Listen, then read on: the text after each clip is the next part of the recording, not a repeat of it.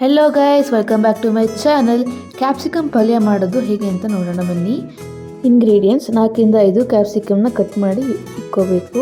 2ರಿಂದ 3 ಹಸಿಮೆಣಸಿನಕಾಯಿ, ಸ್ವಲ್ಪ ಹೆಸರು ಬೆಳ್ಳುಳ್ಳಿ, ಕರಿಬೇವು, ಸಾಸಿವೆ, ಕಟ್ ಮಾಡಿ ಇಟ್ಕೊಂಡಿರುವಂಥ ಕೊತ್ತಂಬರಿ ಸೊಪ್ಪು, 1 ಟೊಮ್ಯಾಟೊ ಹೆಚ್ಕೊಂಡಿರುವಂಥದ್ದು, ರುಚಿಗೆ ತಕ್ಕಷ್ಟು ಉಪ್ಪು, 1 ಈರುಳ್ಳಿ, ರುಚಿಗೆ ತಕ್ಕಷ್ಟು ಖಾರದ ಪುಡಿ. ನಾನಿಲ್ಲಿ ಕೋಲ್ಡ್ ಪ್ರೆಸ್ ಕಡಲೆಕಾಯಿ ಎಣ್ಣೆಯನ್ನು ತಗೊಂಡಿದ್ದೀನಿ. ಒಂದು ಮಿಕ್ಸಿ ಜಾರಿಗೆ ತುರ್ಕೊಂಡಿರುವಂತಹ ಕಾಯಿ, ಸ್ವಲ್ಪ ಈರುಳ್ಳಿ, ಕರಿಬೇವು, ಬೆಳ್ಳುಳ್ಳಿ, ಬಿಳಿ ಎಳ್ಳು, ಕೊತ್ತಂಬರಿ ಸೊಪ್ಪು,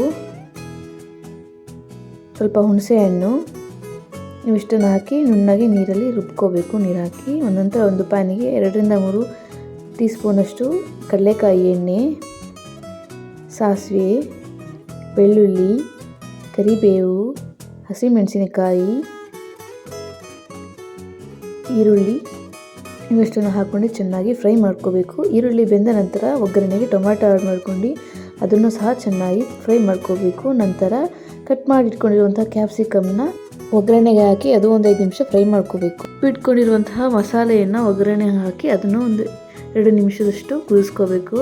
ನಂತರ 1ರಿಂದ 2 ಚಮಚದಷ್ಟು ಖಾರದ ಪುಡಿ, ರುಚಿಗೆ ತಕ್ಕಷ್ಟು ಉಪ್ಪು ಇವೆಷ್ಟನ್ನು ಹಾಕಿ ಚೆನ್ನಾಗಿ ಕುದಿಸ್ಕೋಬೇಕು. ಕೊನೆಯಲ್ಲಿ ಸಂಬಾರದ ಸೊಪ್ಪನ್ನು ಹಾಕಿ ಚೆನ್ನಾಗಿ ಮಿಕ್ಸ್ ಮಾಡ್ಕೋಬೇಕು. ನಂತರ 2ರಿಂದ 3 ವಿಷಲಷ್ಟು ಆದರೆ ಸಾಕು ತರಕಾರಿ ಬೇಯೋದಕ್ಕೆ.